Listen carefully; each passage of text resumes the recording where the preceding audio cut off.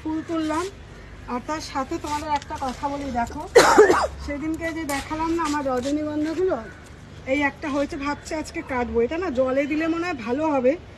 তোমরা কমেন্টস করেছিলে, আমি বলেছিলাম কাকে দেবো, তোমরা সবাই বলেছো যে আমার বরকে দিতে। কিন্তু কি বলো তো, আমার বর তো আর ক্যামেরায় আসে না যে তাকে এরমভাবে দেবো। ঠিক আছে, বরকে তো দেবই।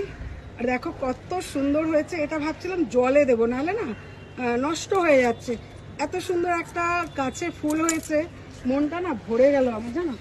সাথে সাথে আমি কিছু ফুল তুলবো গাছের। দেখো ফুলগুলো তোলার জন্য ছাদে এসেছি।